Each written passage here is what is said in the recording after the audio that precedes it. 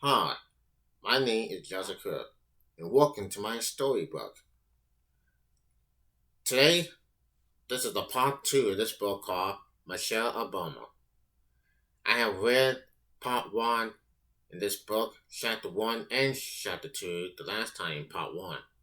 So now, here's the part two in this book called Michelle Obama.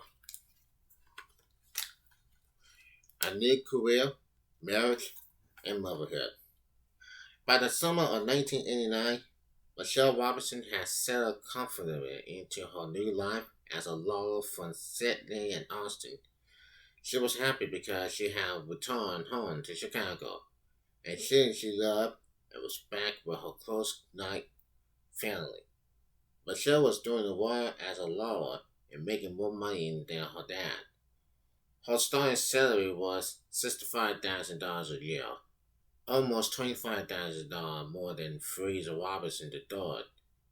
Noon tomorrow, a senior partner at Sedley and Austin praised Michelle's work and said, "We're all crazy about her." Michelle meets Barack. Michelle was one of 14 African American authorities at Sydney and Austin. In 1989, senior partners in a film asked her to Molten Barack Obama. At first, their law stood he had been held for the summer. The partners chose Michelle because they respect her and because Barack was attending a Harvard law school. Alon Mello. Michelle knew a little about Barack before she met him. Because Sedley and Austin did not usually hire first year law students, Michelle realized Barack must be highly intelligent to have been hired. Some of the women in the office had also told her that Barack was handsome and had great personality. But Michelle's future husband failed to impress her when they had lunch to get to know each other. She says, "He sounded too good to be true. I had dated a lot of both of the brothers. We had this kind of smart and charismatic reputation going in. So I figured he was one of these smooth brothers. He can talk straight and impress people. So we had lunch, and he had this bad sports jacket and a cigarette dangling from his mouth. And I thought, oh, here you go. Here's this good looking, smoking, smooth talking guy. I've been down this road before." As his motor, Michelle helped Barack get used to working in the large law firm. Large firm. She educated him about voices office producers, taught him how to use the copy machine, and answered any other questions he had. Early in that year, Michelle had told her mother that she was going to concentrate on her career and had no time for dating. Barack, however, was so attracted to Michelle that he wanted to go out with her, while he kept pressed for pressed her for not for a date. She kept refusing because she claimed it was not proper for her to date someone she was more into. Barack finally got some time alone with Michelle after the company's social events. He recalls, after a film panic, she drove me back to my apartment and I offered him to buy her an ice cream at the Basket of Robbins store across the street. We sat on the court and ate all ice creams in the stricken afternoon heat. When they finished eating, I asked if I can kiss her. It tastes a shocker. Buying Michelle an ice cream did not count as a real date, but they still went to see Do the Right Thing, a movie by director Spike Lee. They continued seeing each other that summer, and Michelle got to know Barack better. As he talked about his past, she was amazing to learn that Barack had grown up in Hawaii and had a white mother. His background was so different than hers that Michelle was wondering if she could ever have a long lasting relationship with him. She talked about that during a 2008 presidential campaign appearances, when she told Anna and Dinus how she first felt about him. She said, "I got nothing in common with this guy. He grew up in Hawaii. He grows up in Hawaii. He was molecular."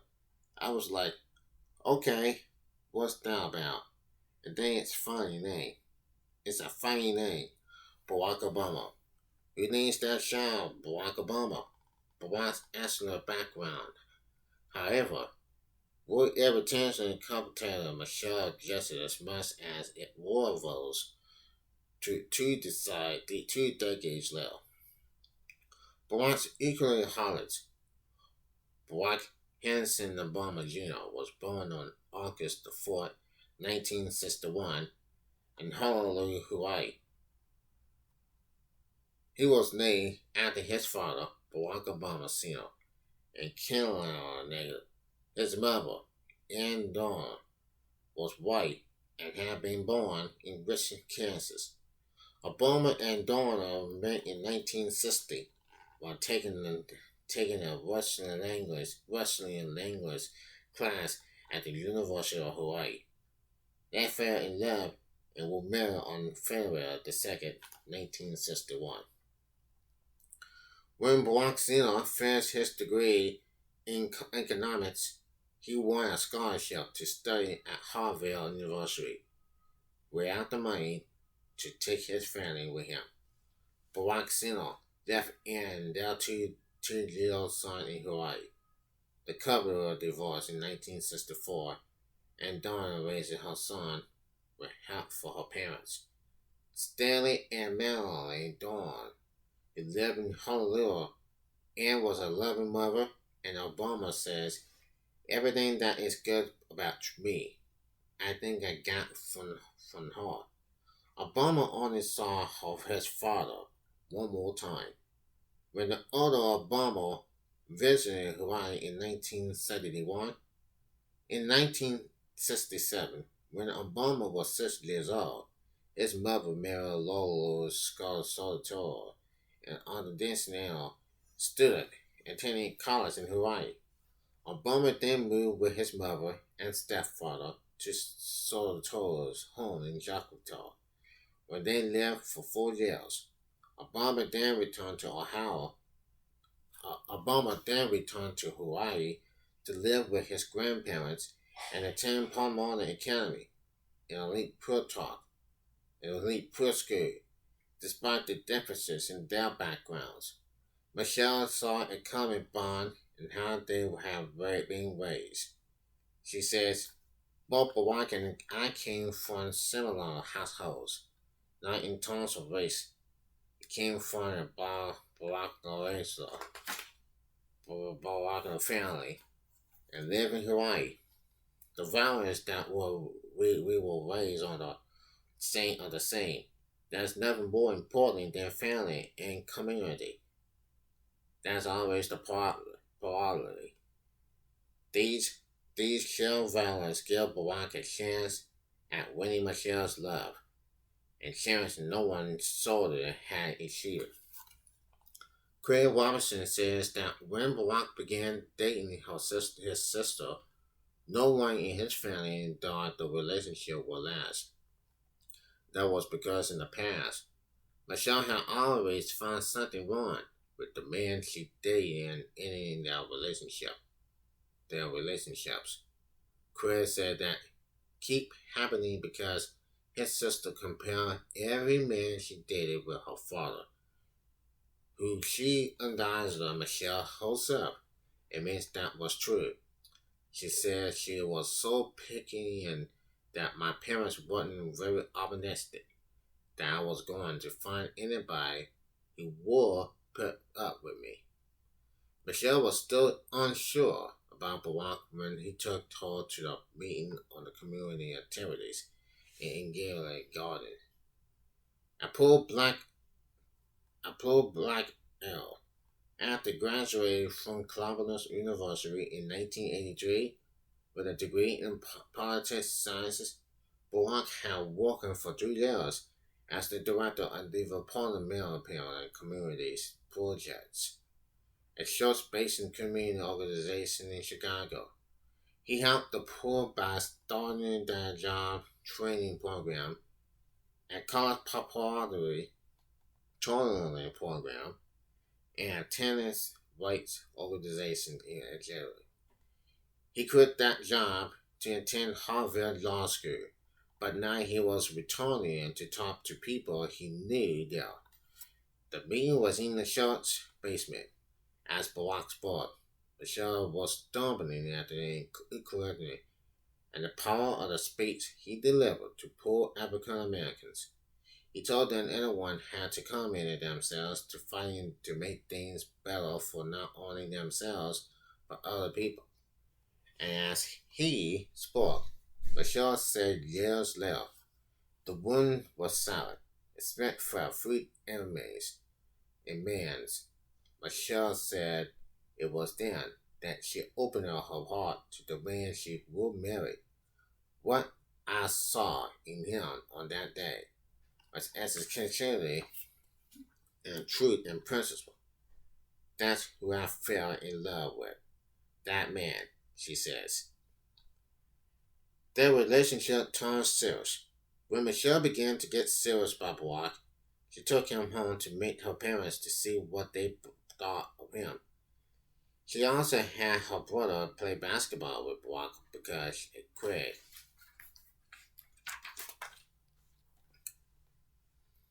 And his father believed that people revealed their true shadow in athletic competition.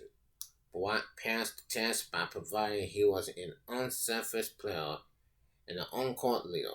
He was aggressive without being a jerk. And I was able to report back to my sister that this guy is first rate. Robinson said, his seal or approved happened Barack passed an important test in winning Michelle's affection after he returned to Harvard that fall. Barack and Michelle maintained a long distance relationship, although they grew closer over the next 2 years.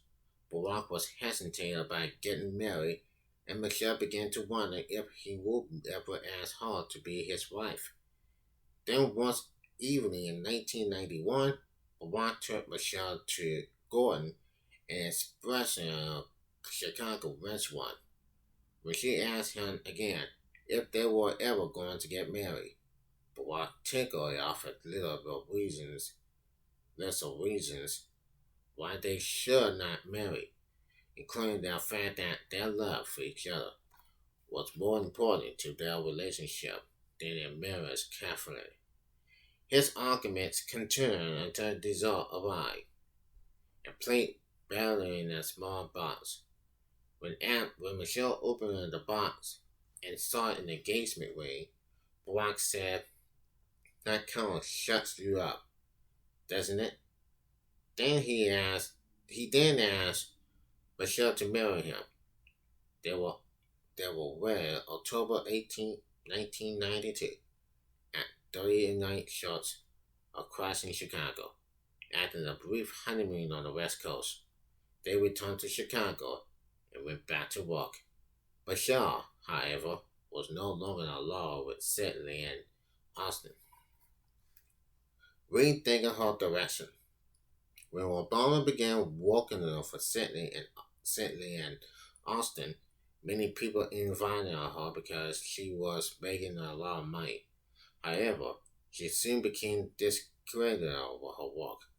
A big part of the change in her attitude towards her job was the death of two people she loved, her father and her Princeton roommate, Suzanne Elliott.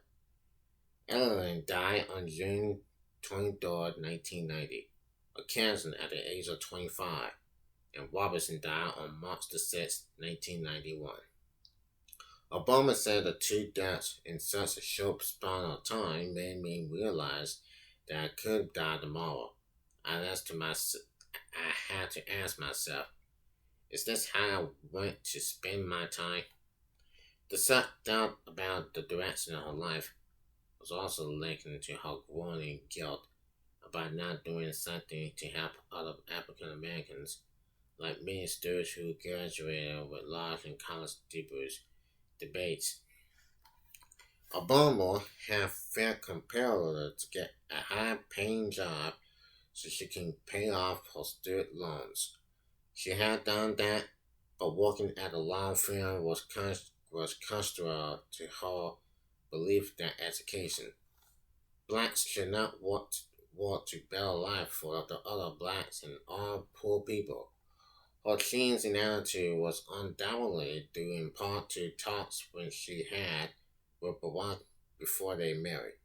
Michelle says, we had many debates about how to best effect change. We both want to affect the community they live in on a larger scale than either of us could potentially. If we want to do it outside of the big compulsions, if there was a not and must was a not making a lot of money, wrap it up and call it a day. Barack himself had always been committed to public service. That was why he worked as a community organizer in Chicago before attending law school. When Barack graduated from Harvard in 1991 as the first black president of the Harvard Law School revealed, he could have landed a high-paying job with any law firm in the nation.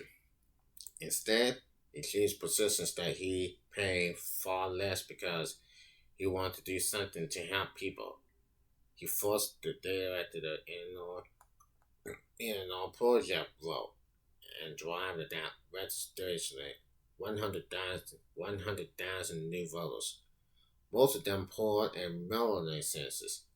Barack then joined a small Chicago law firm that handled civil rights cases and began teaching the constitutional law at the University of Chicago Law School.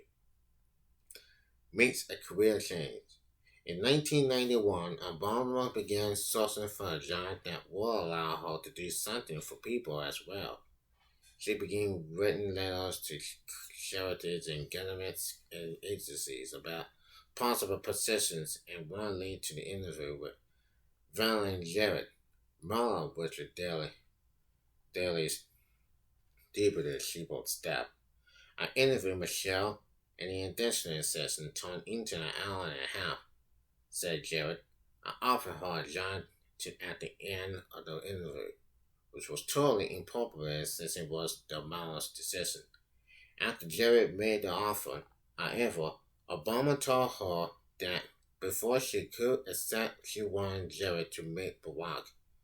He was worried that Michelle might not be cut out for working in a particular actors bill and wanted to talk to her new boss. Jarrett agreed, and the three met for dinner. Jarrett says, I can remember sitting in a restaurant booth with Barack on the other side, introducing me in the nicest possible way. I can't think of many people who said, I'd like you to meet my fiancé, but I will have done just about anything to get Michelle.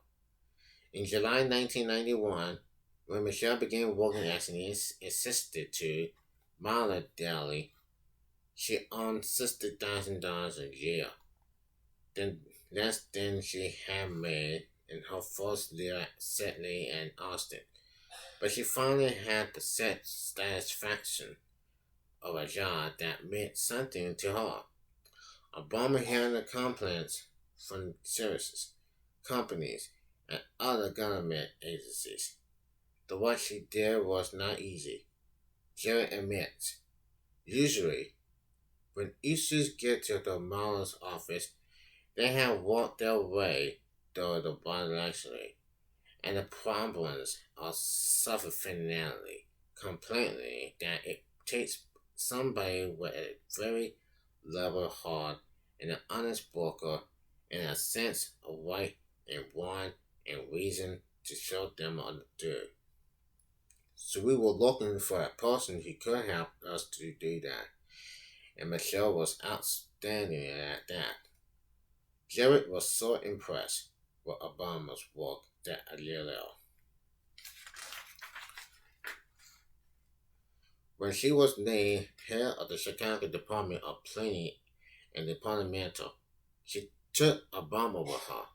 Obama became the agency deputy, deputy director of community development, a job that involved developing strategies and negotiating business agreements to promote and salute economic growth in Chicago. Although far different from and less financially rewarded than being along with a big firm, Obama performing working in a public sector, contributing, contributing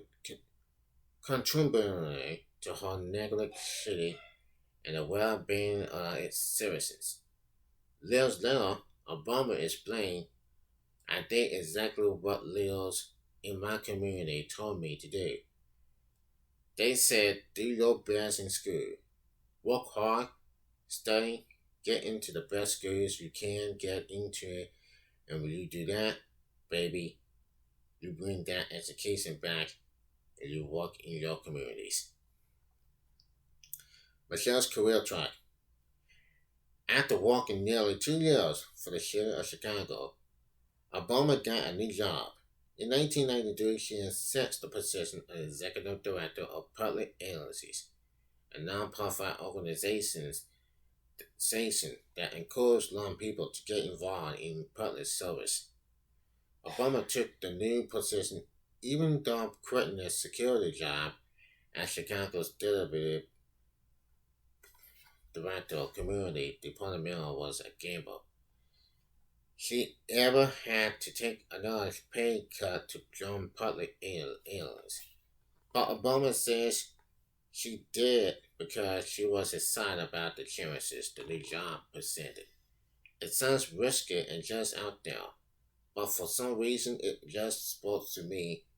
This was the first time I said, this is what I said I care about, right here, and I will have to want it. She explains Obama was also wanting the job because she was thrilled to be doing something directing to help poor young people, most of them poor and African American. The nonprofit program group, which is funded mainly by taxpayer dollars, was funded nationally in 1992 to groom young people for future leadership roles by training them to perform community service projects. Obama created the Chicago program from scratch. Under her relationship, Public Allies Chicago incorporated young people from housing projects and look careers as well as college and universities. One dude she worked with was Jose A. Wico, an illegal Mexican immigrant. When Obama asked him, um, when Obama asked what his goal was, Wico said he wanted to open a high school for Latinos. She helped him get him citizenship, and he accidentally helped start the Washington High School in Chicago. He also became the principal of the school, but y'all was tough. Man, she let nothing slide. He remembers. After building perhaps the nation's strongest Persian allies program, Obama changed jobs again, accepted the position on the Associated Dean of Student Service at the University of Chicago in the fall of 1996. One of her accomplishments at the university was the criticism of community service program for undergraduate, undergraduate, undergraduate students. Barack's dreams. Obama's husband, meanwhile, was working for a small public interest firm as a civil rights attorney, and he was also a teaching constitutional law at the University of Chicago. Barack's dream thought was to be a public official. When he pursued this dream, it drastically changed both their lives. Chapter 4. Republican's Wife. Barack Obama decided to run for the Illinois State Senate in 1996. Michelle had reservations at first about his candidacy as although Fraser Robinson III had been a Democrat Party predecessor captain. The Robinson family had always been suspicious of electorate officials, and Michelle had once claimed that politics is a waste of time. Her attitude had been shaven by the long, solid history of corporation and dirty election tactics that tainted Chicago and Illinois politics history. Michelle was also worried about how much money her husband would have to spend to be elected and the extra time he would be away from home to campaign while still working as a state legislator and law professional. But the couple talked it over and Barack pursued Michelle to let him run. She finally told him, if that's what you really want to do, I think you would be a great at it. You're everything people say they want in their public officials. Barack won the election primarily due to Barack Michelle because of her job and family connections.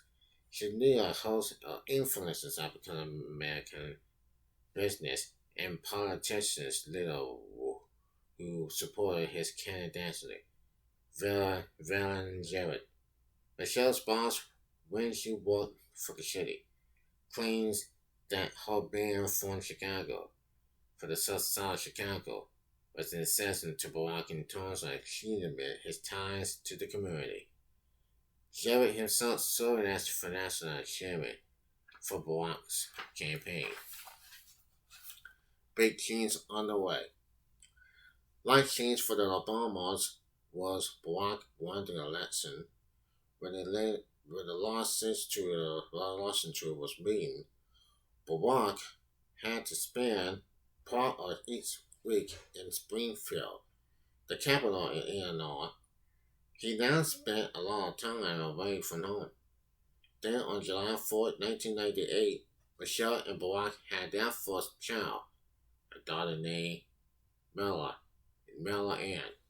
Like other new parents, the Obamas discovered it was not easy taking care of an infant who woke up often during the night. Luckily for the couple, Michelle liked going to bed early while Barack preferred staying up late. They discovered that this difference in their sleep patterns made it easier to care for their daughter, Barack experienced. Certainly, on different bonding intentions came in handy. When Michelle got some well-earned sleep, I would stay up until 1 or 2 in the morning, changing diapers, heating the breast milk to feed Milo, feeling my daughter's soft breath against my chest as I rocked her to sleep, guessing at her infinite dreams.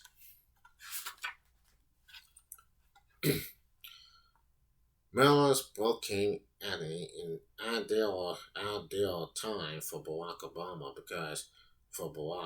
because the Illinois legislature was not in a session.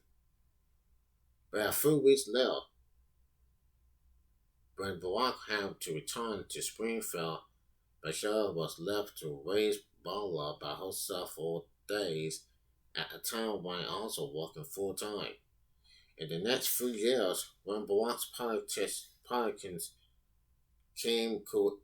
career and desire to be elected to higher office keep him away from home even more, Michelle began to question whether her Parkins' emboldenment was fair to his family. On June 10, 2001, Michelle gave birth to Natasha, nicknamed Sasha. Although the Obamas had wanted a traditional family life in which they would both be involved in their childhood's lives on a daily basis. Barack was away from home for long periods of working as a legislator or attending politics meetings. This means he was not usually not around to eat supper with his family, read his kids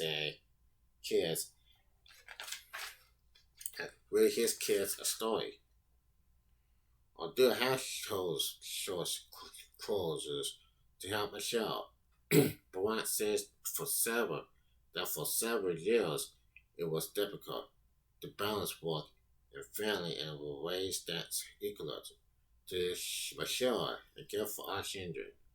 His absence became more pronounced during his unsuccessful full campaign for Congress in 2000, and after the Purple Saucer, Barack admitted that his lack of time at home began to strain his relationship with Michelle. He says, "My failure to clean up Kingston suddenly became less indulgent. By the time Sansa was born, my wife's anger towards me seemingly barely contained. You only think about yourself."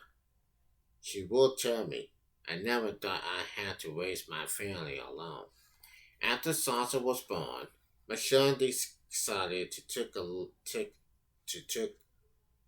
look for a job that was closer to home so she could better than taking care of her two children. She found it at the University of Chicago hospitals, which were in the Hyde Park around when the Obamas had left certain they were married. Michelle was Michelle was still on military leave when she went for an interview with Michelle Robinson, the hospital's president for a position as community affairs director. And when it turned out to be an usual job interview because she had to take Sansa with her. She recalls, "I didn't have a babysitter, so I went in there with the story and did the interview, and Sansa slipped through it.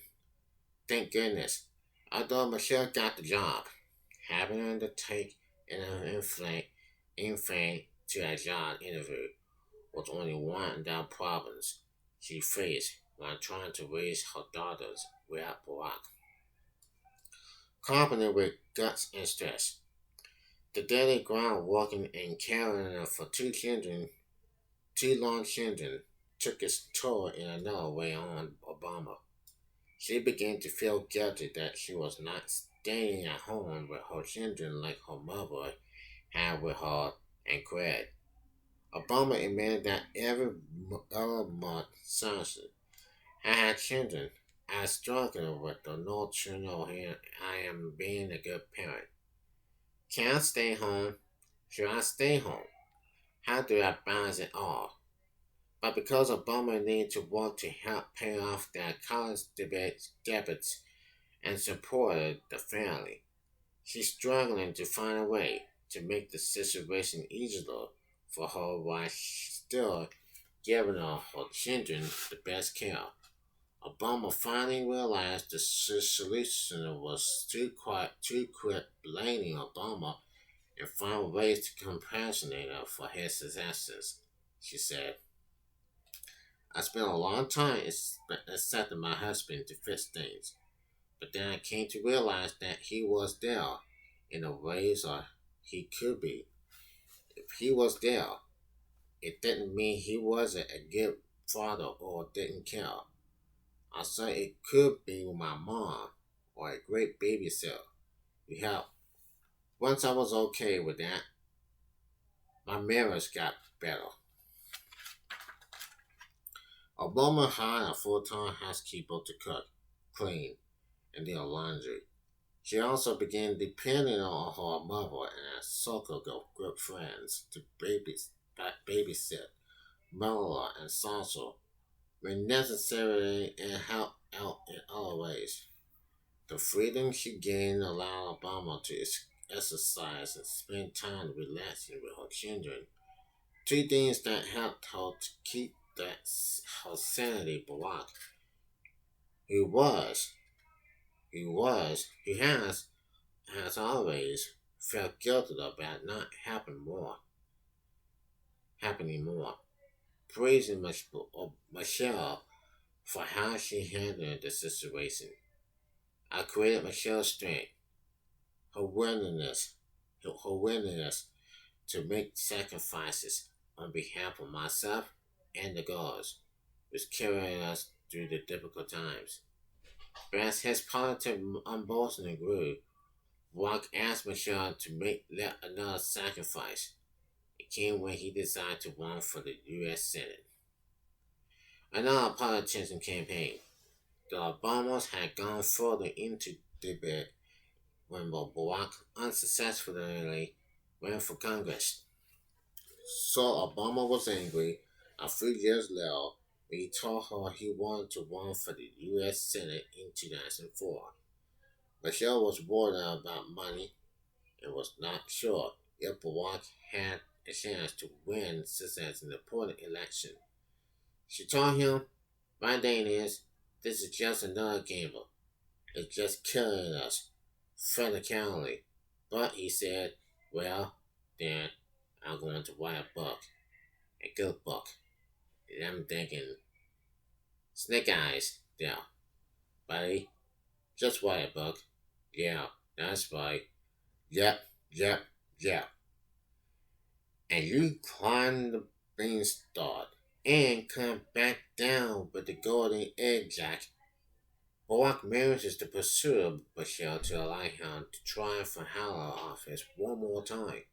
Despite her skepticism, his argument was that was the race would be one last shot to test out my politics ideals before I settle into a climate more stable and better paying incentives.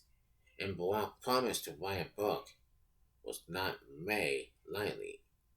In 1995, he had written a emotional his life titled Dreams from My Father, a story of race and hesitancy. So even as Obama was running for the Senate, he began writing an anecdote of hope, but that detailed his political beliefs and became a famous and bestseller when it was published in 2006. Barack's candidate, which has seen a long shot to politics, experts as well as Michelle, was successful thanks in part to support from both Chicago newspapers and Illinois Senators Paul Simon. Barack won the March 2004 Democratic primary with more than 52% of the vote. He faced a tough opponent in the general election in Republican Jack Ryan, but Ryan withdrew from the race in June after a judge unsealed his divorce papers in response to the lawsuit brought by the inmate. In the documents, which was filed in 2000, Ryan's ex-wife made disturbing sexual allegations against him. In August, in August, the Republican Party replaced Ryan with Alan Cayers, a construction black economist from Maryland who had to move to Illinois to one and was not well known by state voters. But once candidacy was boosted by Ryan's deposition from the election, his election effort was also strengthened by Michelle, who made several offensive campaign appearances for him. In Portland, Illinois, in October 2004, Michelle told 800 women that was she and Barack being guided by faith throughout the course of this party campaign. A faith that says we're all put on this oath for the higher proposed. A faith that tells us that we can always do better. Her campaign starts help build support for Barack. But when a reporter asked her what it was like to be with the wife of a candidate, Michelle responded, "It's hard. That's why Barack is such a grateful man." Although Michelle said in a joke Miller, who remark was in administration in Michigan that she did not find campaigning in a case and was still worried about how the election will affect her family. Barack becomes a senator and a celebrity. Barack's candidacy also received a huge boost when the Democratic Party accused him to deliver the keynote address at its convention in Boston because his televised speech on July 27, 2004 would have been by tens of millions of people. Barack knew it was a chance to make himself nationally known. Michelle also knew what important the speech could be to the history show. So to losing him out before he went on stage, Michelle hugged Barack and said, "Just don't screw it up, buddy." In his speech, Barack recounted his equally holidays and said his successful story had been possible in the United States. It was the highlight of the convention and made him an instant in the celebrity. It was contributing to his landslide victory over Keys in November as he won 70% of the vote. When Barack Obama was sworn in at January 4, 2005, Michelle, Nola, Salsa, and other family members watched from the Senate balcony. Afterwards, Cicely Bella asked him definitely, "Are you a real single dad now, Daddy?" And Michelle told reporters, Bella and Salsa are excited. It's a big party for them. Despite the fantasies, however, Michelle was concerned about the overwhelming fame and growing politics expectations many people have about her husband. When she and Barack voted on November 4th, one man had shouted out, "We're waiting for you to be on the top of the ticket." Barack had impressed so many people so deeply with his speech and landslide victory that, that he was being considered a possible presidential candidate in 2008. The president such petitioner threatened Michelle, who worried that she unreasonable expectation could hurt him and their family. She tried to caution people by telling them not to accept too much of Barack. She said, "Maybe one day he will do something to warrant all this attention. The only thing I'm telling people in Illinois is that Barack is not all evil. I want to tell the whole country, and I will if I get the opportunity. There are many of us who want to lay all our wishes. feels, and hopes at the feet of this lone man. But life doesn't work that way, and censorship in politics doesn't work that way. Despite her comments, an entire nation will turn to Barack Obama and 3 years later for answers to the tremendous problems facing the United States.